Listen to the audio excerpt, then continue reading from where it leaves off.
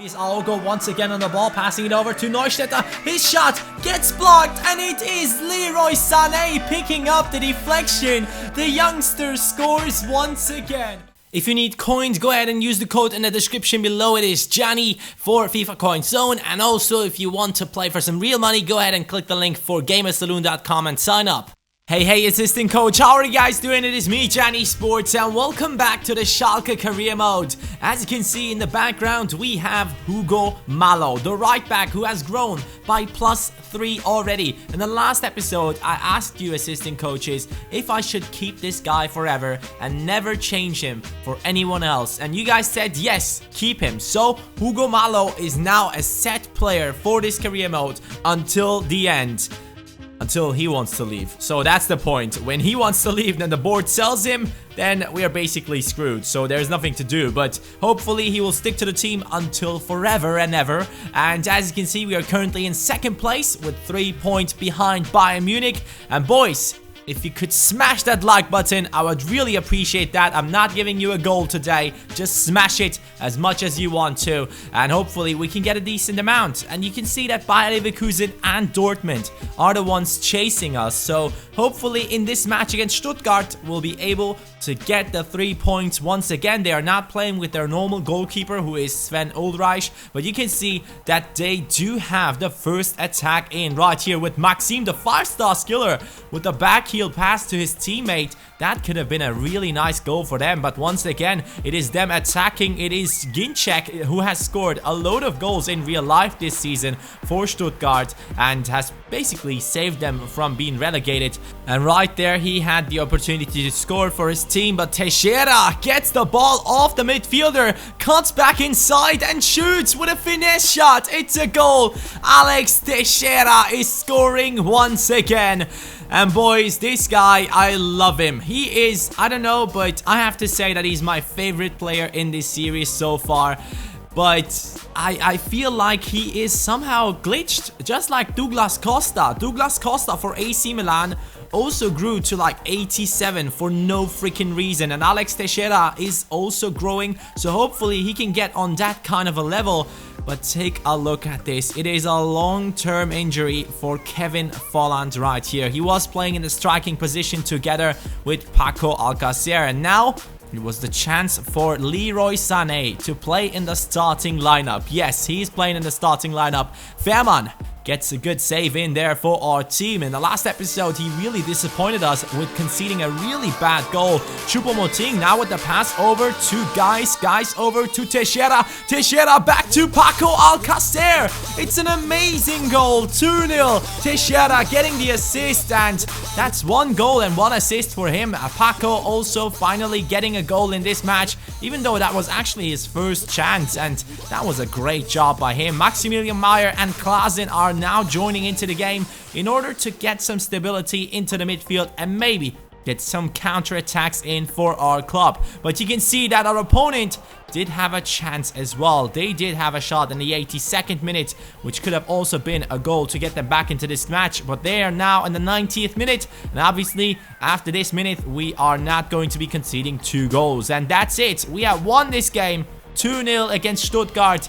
Don't get me wrong, it is a great performance from us because we are playing an away match, but I felt like I could have scored more goals against this team. Their defense was not really good, and I just felt like my passes were not on point in this one. We could have definitely scored 2 more goals in this match, but we were not able to do so. It is 3 points for Schalke, and Kevin Volland is now injured for 2 months. So that really sucks because Kevin Volland is one of those players who are not growing and who I'm planning to loan out in the upcoming transfer window in order to fix his growth. But if he now drops down in stats, there is no way back for him. If he drops down to a 78 rating, there is no way back. And Goretzka will replace him in the right midfield position, and Choupo-Moting will now move up into the striking position. This has been a discussion going on in the comments all the time. So many people were saying I should play Choupo-Moting together with Paco Alcacer in the striking position, and I am finally doing it, assistant coaches. Hopefully this partnership will work out. Volland and Alcacer, that didn't go too well. I feel like they both were too similar, so there was no real link between these two, but Choupo-Moting is taller, he's stronger, and maybe that is exactly what we need alongside Alcacer to make him perform even better than he does already. But Teixeira will be behind those two, looking to get some assists, and especially for Choupo-Moting. Teixeira right here getting the ball off the defenders, and then the skill to get past one-on-one against the keeper. But I decided to skill around like a fool, but we have gotten a penalty. That was so stupid. I should have taken the shot straight away instead of doing those last step overs. But Paco had the chance to score, and yes, he will score it. It is a Champions League match, and this is actually the last match in the Champions League group stages, and it is against Benfica, a really good team that I do respect. In my opinion, they're on the same level as we are. I don't know which players they sold, I don't know which players they have gotten, but I feel like Benfica is always a very competitive team. And because of that, we have conceded. 27th minute, it is Benfica coming back into this match with the equalizer. And straight after that, I knew this match wasn't over. There's still a long time to go. 54th minute is Benfica on the attack. As you can see, great dribbling by them, and then the shot, which definitely wasn't one of the best ones you have seen in this match, but hopefully we can now get some attacks in. It is only Benfica attacking, and it's the same in the 67th minute. Eliseo with the pass over to Samaris. It's a header that lands on the crossbar. Lima with the header. Fairman can't get to it, and in the end, it is Hugo Malo who gets it away.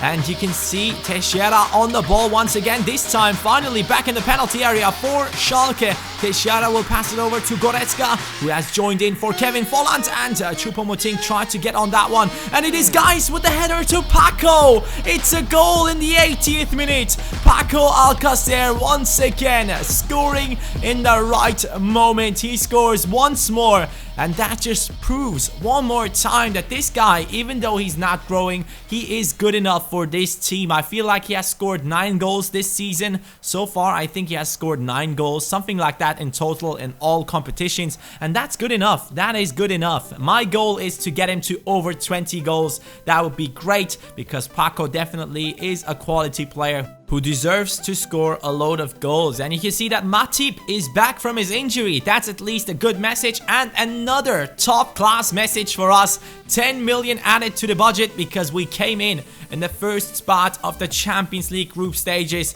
and Choupo-Moting against Cologne, or Köln, was able to score 2 goals. Choupo-Moting alongside Alcacer, is that the right way to go? Choupo is just showing his class, and I don't know, maybe this guy is the right striker to play alongside Alcacer. Maybe we don't even need another striker in this upcoming transfer window.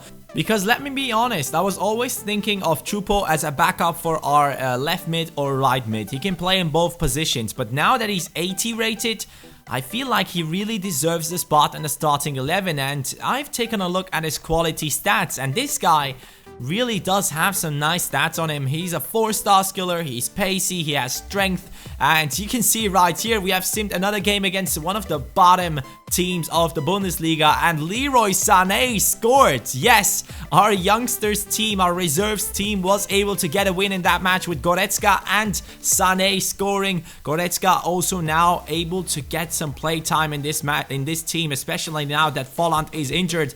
But our next game in the Bundesliga was against Hamburg, and Hamburg is a team that is not really too good in real life. I mean, last season they struggled so much. They were about to get relegated, and in the end they made it in the last playoff matches, and that's good for them. I really like them. They're a club with history, but sadly they have become really bad, and you can see that in their starting lineup. This team is not the best, but still they were good enough to go ahead and score against me. In the 34th minute, it was them scoring. It is 1-0.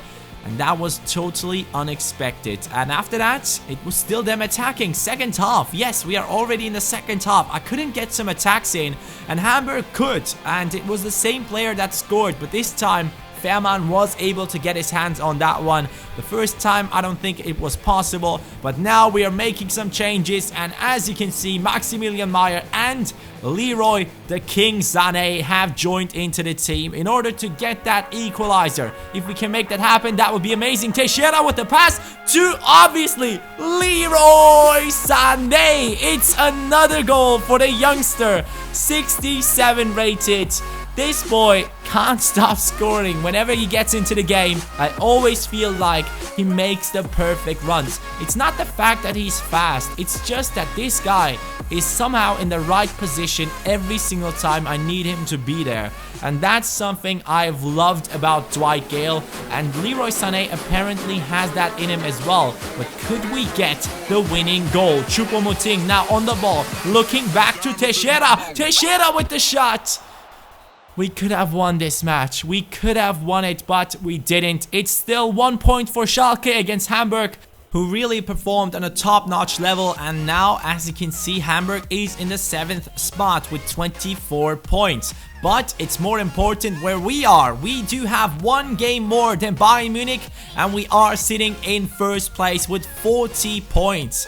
Now, though, it was time to play in the Deutsche Pokal. That's the right pronunciation, Deutsche Pokal. But we have won this game against Greuther Fürth with 5-1. Choupo-Moting scoring 2 goals, Alcacer scoring, and most importantly, in my opinion, Goretzka scoring once again. This guy is amazing in the midfield, but not in the right midfield position. So if Volland drops down in his stats, we have to get another right midfielder. And Goretzka is amazing in the center midfield position. That's the position I'm planning on playing him in the future.